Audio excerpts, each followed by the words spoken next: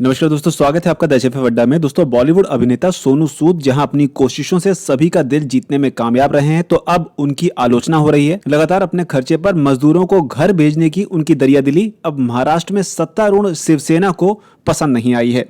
शिवसेना ने एक्टर सोनू सूद को बीजेपी का प्यादा कहा है।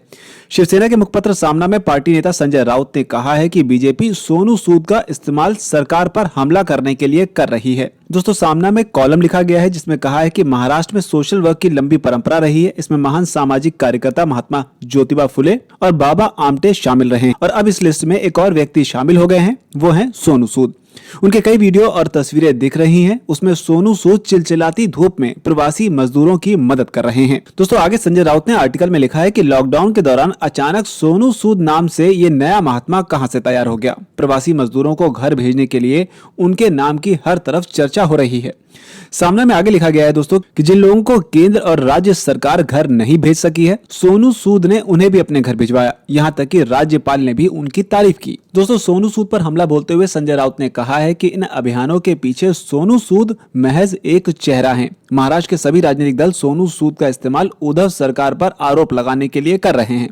ये लोग सोनू सूद को सुपर हीरो के तौर पर पेश करने में सफल रहे हैं, लेकिन राज्य सरकार की मदद के बिना वो कुछ नहीं कर सकते थे। बीजेपी पर आरोप लगाते हुए संजय राउत ने कहा है कि बीजेपी के कुछ लोगों ने सोनू सूद को अडॉप्ट किया हुआ है और ये सारा काम चुपके चुपके हुआ है। संजय राउत ने एक स्टिंग ऑपरेशन का हवाला देते हुए सोनू सूद पर सीधे हमला करते हुए आरोप लगाया कि वो पैसे के लिए कुछ भी कर सकते हैं।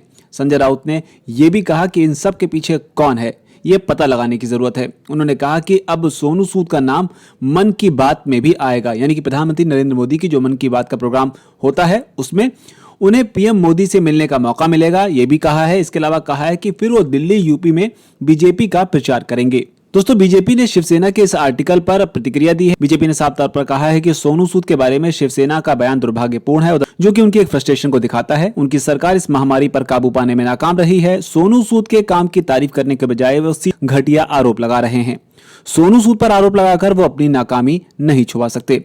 दोस्तों, बात करें तो महाराष्ट्र में शिवसेना के साथ अलायंस में मौजूद है एनसीपी और कांग्रेस ने इस पर प्रतिक्रिया देते हुए क्या कहा है वो भी दिलचस्प है। कांग्रेस के नेता संजय निरुपम ने कहा है कि शिवसेना को सोनू सूद के खिलाफ ऐसा बयान नहीं देना चाहिए था। सोनू सूद प्रवासी मजदूरों के लिए भगवान बनकर आए हैं और अब काम की बात। दरअसल ये सारा विवाद इसलिए शायद पैदा हुआ जब सोनू सूद महाराष्ट्र के राज्यपाल कोश्यारी से मिलने गए थे। उसके बाद अटकलें लगाई गई कि कोश्यारी या बीजेपी का हाथ सोनू सूद के पीछे है। लेकिन जहां तक शिवसेना के इस आरोप का सवाल है, तो शिवसेना का यह कहना है कि राज्य सरकार की मदद के बगैर सोनू सूद कुछ नहीं कर सकते थे। तो क्या शिवसेना सरकार में सिर्फ मदद करने के लिए आई है या कुछ काम करने? क्योंकि महाराष्ट्र में जिस तरीके से कोरोना के मामले लगातार बढ़े हैं वो चिंताजनक हैं और ऐसे में एक शख्स जो लगातार प्रवासी मजदूरों की समस्या को, जो कि कोरोना के बाद इस देश में सबसे बड़ी समस्या बनकर सामने आई थी, उसमें अगर प्रवासी मजदूरों की मदद कर रहा है, भले ही उसके पीछे कोई भी हो, उस पर हमला करने के बजाय उन्हें कोई और नया तरीका ढूंढना चाहिए था, जिससे न सिर्फ लोगों की मदद हो पाती और उनका पॉलिटिकल एजेंडा भी सेट हो पाता।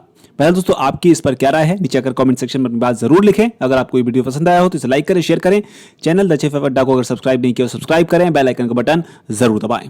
आपने हमारे वीडियो को यहां तक देखा उसके लिए आपका बहुत बहुत धन्यवाद।